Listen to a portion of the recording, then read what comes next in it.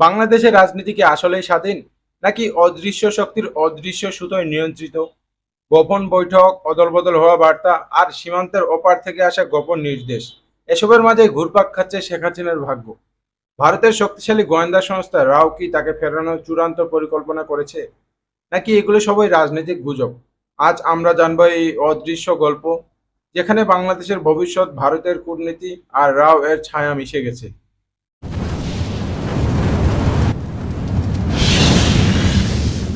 আসসালামু আলাইকুম ওরহমতুল্লাহ। ভারতের গোপন গোয়েন্দা সংস্থা রাও, অর্থাৎ রিসার্চ অ্যান্ড অ্যানালাইসিস উইং, দক্ষিণ এশিয়ার রাজনীতিতে এই নামটি প্রায় আলোচনার কেন্দ্রবিন্দু হয়ে ওঠে।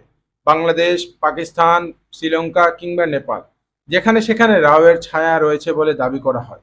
কিন্তু বাংলাদেশ নিয়ে তাদের আগ্রহ যেন সবসময় একটু বেশি।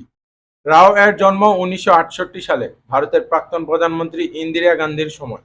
তাদের মূল লক্ষ্য ছিল ভারতের সীমান্তের বাইরে গোয়েন্দা তথ্য সংগ্রহ করা, বিশেষ করে পাকিস্তান ও চীনের বিরুদ্ধে কাজ করা। কিন্তু খুব দ্রুতই এই সংস্থা বাংলাদেশকে ঘিরেও বড় ভূমিকা রাখতে শুরু করে। 1971 সালের মুক্তিযুদ্ধে রাওয়ের ভূমিকা আর গোপন নয়। মুক্তিযোদ্ধাদের প্রশিক্ষণ দেওয়া, সীমান্তের ওপারে নিরাপদে আশ্রয় দেওয়া, এমনকি অস্ত্র ও গোয়েন্দা সহায়তা দেওয়ার ক্ষেত্রে রাও ছিল অন্যতম।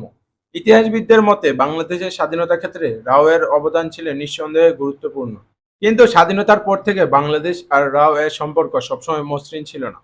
কখনো সহযোগিতা, আবার কখনো সন্দেহ ও অবিশ্বাস, এই দুইয়ের মাঝেই দুই দেশের সম্পর্ক এগিয়েছে।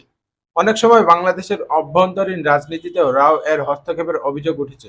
বিরোধী দলগুলোর ভাষায় তারা মনে করেন রাও সবসময় এমন এক শক্তিকে সমর্থন করে যে শক্তি ভারতের স্বার্থের সাথে বেশি সামঞ্জস্যপূর্ণ। বর্তমান সময়ে বাংলাদেশ রাজনীতিতে যে বড় আলোচ্য বিষয়টি সামনে এসেছে তা হলো শেখ হাসিনার প্রত্যাবর্তন নিয়ে। সাম্প্রতিক সময়ে বিভিন্ন সংবাদ মাধ্যম ও রাজনৈতিক মহলে গুঞ্জন শোনা যাচ্ছে ভারতের গোয়েন্দা সংস্থা রাও নাকি শেখ হাসিনাকে আবারও বাংলাদেশে ফেরানোর চেষ্টা চালাচ্ছে। কেন? বিশ্লেষকদের মতে শেখ হাসিনা ভারতের সবচেয়ে বিশ্বস্ত রাজনৈতিক মিত্রদের একজন। গত এক দশকে ভারত ও বাংলাদেশের মধ্যে যোগাযোগ, বাণিজ্য, নিরাপত্তা ও সীমান্ত ইস্যুতে যত অগ্রগতি হয়েছে তার অনেকটাই হয়েছে শেখ হাসিনার সময়। ফলে ভারতের কাছে তিনি একটি স্ট্র্যাটেজিক পার্টনার। তাই ভারতের গোয়েন্দা সংস্থা চাইবে তিনি যে কোনোভাবে রাজনীতির ময়দানে সক্রিয় থাকুন। তবে অন্য দিক থেকে বিরোধীদের অভিযোগ, রাও এর এমন পদক্ষেপ বাংলাদেশের গণতান্ত্রিক প্রক্রিয়াকে প্রশ্নবিদ্ধ করে তোলে। তারা মনে করেন বাংলাদেশের রাজনৈতিক ভাগ্য নির্ধারণ করা উচিত বাংলাদেশের জনগণের, কোনো বাইরের শক্তির নয়। কিন্তু এখানে আসে জটিলতা। দক্ষিণ এশিয়ার ভূ রাজনীতি এতটাই আন্তঃসম্পর্কিত যে বড় শক্তিগুলো সবসময় চেষ্টা করে নিজেদের স্বার্থ রক্ষায় সক্রিয় থাকতে। আর রাও হচ্ছে ভারতের সেই হাতিয়ার, যেটা নীরবে কিন্তু শক্তিশালীভাবে কাজ করে। তাহলে শেখ হাসিনা কি সত্যি রাও এর সহায়তায় আবারও ক্ষমতার কেন্দ্রে ফিরতে যাচ্ছেন, নাকি এটি শুধু রাজনৈতিক গুঞ্জন? এর উত্তর হয়তো সময় দেবে। তবে একটি বিষয় স্পষ্ট, রাও সবসময় বাংলাদেশের রাজনীতিতে কোনো না কোনোভাবে জড়িয়ে থাকছে এবং ভবিষ্যতেও তাদের ভূমিকা নিয়ে বিতর্ক চলতেই থাকবে।